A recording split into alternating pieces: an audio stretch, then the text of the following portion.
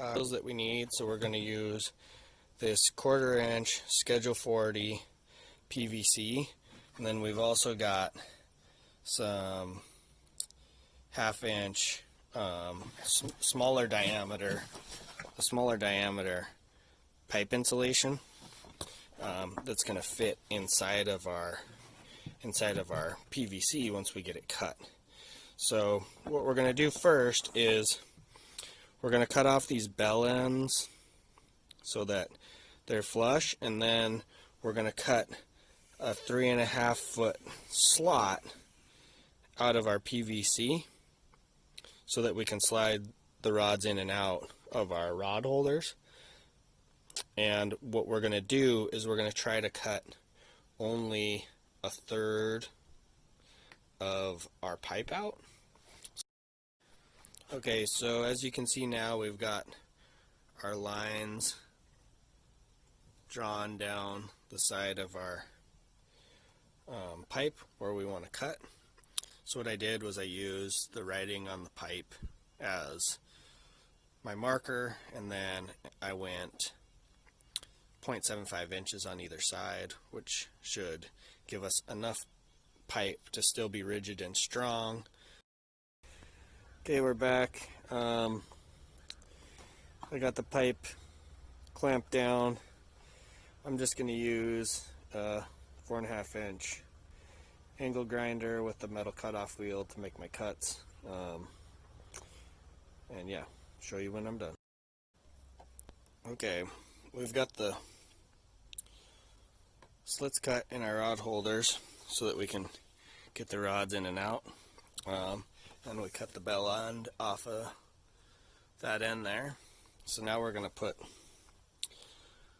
the insulation inside, the pipe insulation, and then I'm going to show you guys how we're going to fasten these rod holders together, and then we're also going to put a custom bend in them down here so that they will wrap with the boat.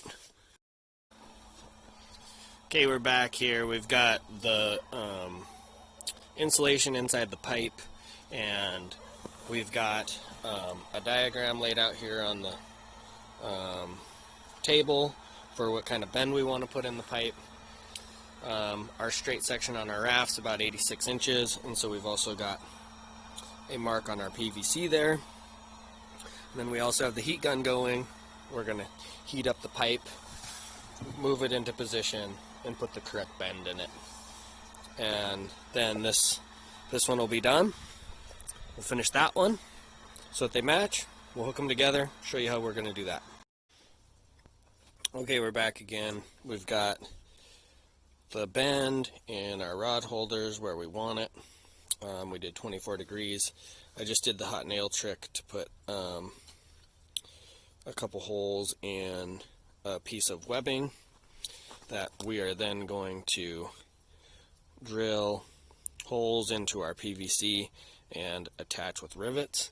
So I'm going to do that at each end, and then we've got a couple of 2-foot NRS straps, or NRS straps, some older NRS straps, cut down to 2 feet, and we're going to wrap those around this at a couple spots so that we can attach it to the row frame.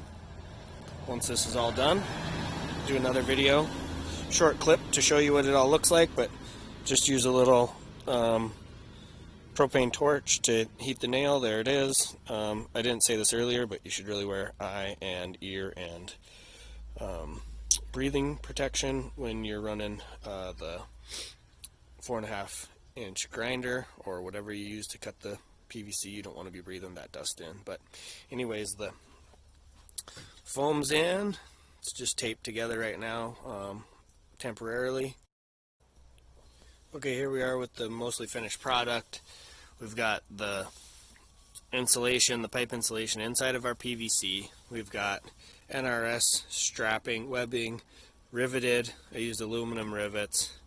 It's going to be around water, so aluminum or stainless steel rivets. So we've got just a piece binding the two pieces of pipe together down at the tip, and then we've got a piece of, or a 2-foot, this is a 6-foot cut down to 2-foot cam strap from NRS that's again riveted to both tubes for 2 rods. Down here we had to do something a little different. We had to go under because we can't have the webbing blocking putting the rod into our holders. So we went under, and again, piece of NRS webbing so that we can attach it to our row frame, and then at the back end here, another just piece of webbing to hold the 2 rod holders together. And this way, if you're going down the river and you end up bumping some rocks and stuff, these things got a little bit of wiggle room, so they might be able to move before they break. What we're going to do on the end here is we're going to install a couple little bungees so that we can hold our reels tightly back in to our rod holders. So that's it. Basically a finished product here.